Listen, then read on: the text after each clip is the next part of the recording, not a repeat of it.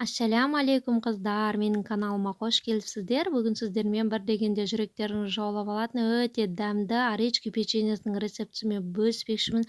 Дәл осы рецептпен жасап көріңіздер, өте песочный әрі дәмді болып шығады. Дәл осы рецептпен оречки жасап сатылымға да шығарсаңыздар болады.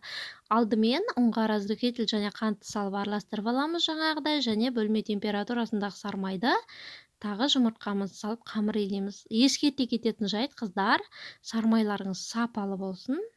Себебі печеньелеріңіздің песочный болып шығуы тікелей сармайға да байланысты. Осылай қамыр илеп болғаннан соң бетін жауып 30 минутқа қалдырамыз. 30 минут аралығында қамырдың ішінде іртік болып қалған шекерлеріміз сіңіп, еріп, осылай іртіктері кетеді. Осылай кішігірім бөліктерге бөліп аламыз. Одан соң ерінбесеңіздер, әр бөлігін 5 граммнан кесіп шығуға, яғни бөліп шығуға кеңес беремін. Мен өзім жиі осы печеньені сатылымға шығаратын болған соң 5 граммнан бөліп шығамын. Сол кезде шеттеріне де қатты шығып кетпейді, артық шығын да болмайды. Тез піседі қыздар, міндетті түрде қарайлап тұрыңыздар. Міне осылай. Егер видео ұнаса, қыздар, каналыма жазылып, лайк басып, комментария қалдыруды ұмытпаңыздар. Қазақша контенттің дамуына бірге үлес қосайық. Міне осылай барлығын пісіріп аламыз.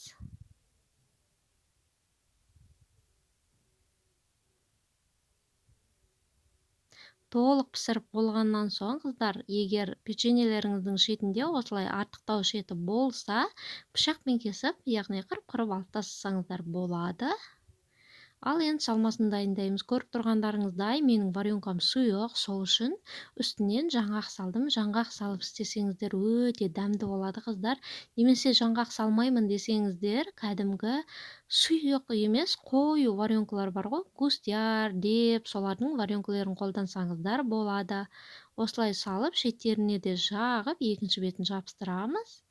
Дәл осылай барлығын жасап қайталай береміз. Егер оречкиіңіз қатты болып шығып жатса, дәл осы рецептпен жасап көріңіздер, қыздар. Өте дәмді болып шығады.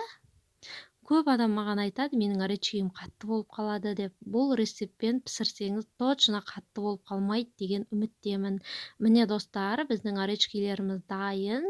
Сіздермен болған жанар, назарларыңызға рахмет. Видео ұнаса, лүпілдетуді ұмытпаңыздар.